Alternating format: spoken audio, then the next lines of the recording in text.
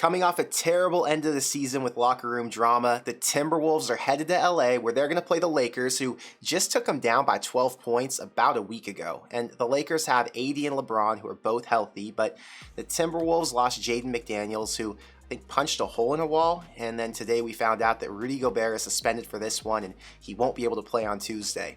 I saw the line on BroThrow is set at -7.5 in the Lakers' favor. Those are plus 100 odds exclusive to BroThrow, and you can take that in all 50 states.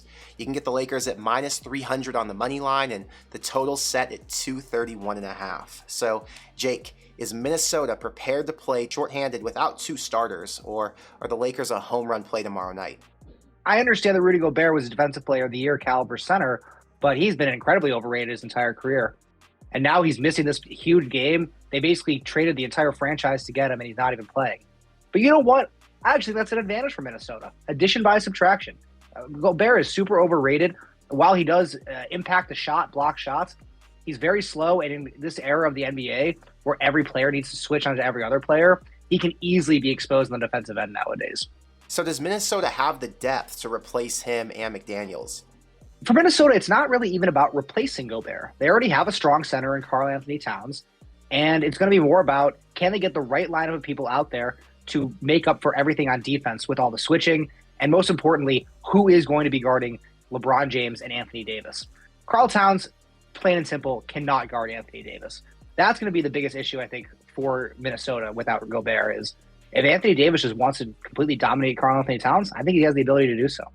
In that last game when the Lakers played against Minnesota, Davis scored 38 points and had 17 rebounds. So he's definitely going to be a key guy they've got to figure out how to stop. Now, what I did think was interesting is last year when the Timberwolves beat the Clippers to win that play-in game, I think that was the first to win game. The championship in the play-in game, as Patrick Beverley. That's what he claimed. So they had a lot of momentum and good energy going into that play-in, and now it doesn't feel that way with the locker room drama and tension. So do they have the right energy and the right mindset? Well, I think that the guy they got in that Gobert trade might end up being the key for all that, Mike Conley. Conley's a guy who's been around the league for many, many years. I think he's about a 15-year veteran.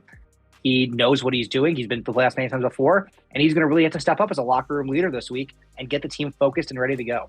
I looked back at the last play-in game for the Lakers, which was in 2021, and they played against the Warriors.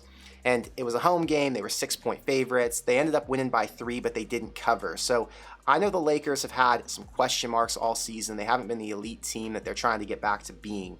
Do they have the firepower, the scoring ability, I think is the right way to put it, to put these guys away and win by 8? Because 7.5 is a lot of points in a basketball game, especially when it's a meaningful one like this. It is a lot of points, especially when we know in the playoffs the defensive intensity goes up, the pace of the game slows down, which all in all leads to credence to taking the points in the situation. LeBron is going to really kind of have to step up and take over. I don't think there's anyone on Minnesota who can stop him. Davis, as I mentioned before, great matchup here. Austin Reeves has been insanely hot lately. And D'Angelo Russell's got a revenge factor. Minnesota just traded him a few months ago to the Lakers. So I think the Lakers have got the dogs to compete. I think they have the intensity that's needed to compete.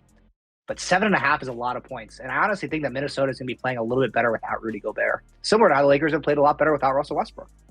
It does feel a little bit like that 7.5 mark now that it's moved up is getting people excited about taking the Lakers, expecting a blowout. And if you look back to that last game, I said they won by 12, and that was just about a week ago with more of the Minnesota guys healthy. So I feel like I got to fade the public here and go with the Timberwolves. But if Anthony Edwards doesn't play hot enough, I guess we can say, I don't think that the Timberwolves are going to be able to score enough. We already saw that the over is moved. I think it moved up. It went from 229 to 231. So if it's going to go up, which makes sense. Again, Gobert's value is primarily on defense with him out. I would expect the Lakers to score more. That's got to tell me the Lakers aren't going to have a problem on the inside. And it's a tough pick for me, but I'm probably going to say let's go with Minnesota and hope that Anthony Edwards has the game of his life. And for those reasons that we said, I like the under in this game. I think that the pace of play is going to slow down. The defensive intensity is going to pick up. LeBron will actually be guarding Anthony Edwards in the fourth quarter towards the end of the game. That's going to be a great matchup to look out for. But, 231, that's a 115-115. I just don't see both teams getting to that total in this game unless they get super hot from 3. So I'm going to take the under on this one. You're 3-0 against the spread in the last 3 videos we've made. So what's your spread pick today? I would lean towards Minnesota as well. I think 7.5 points is too many points in this situation. I think that Minnesota is going to be a lot more free on defense to switch around. They'll be able to keep up. I like the Lakers to win, but I'm taking the points in this situation. All right, I like both those picks, so I'm going to take them both with you. But thanks for the insight. Let's ride.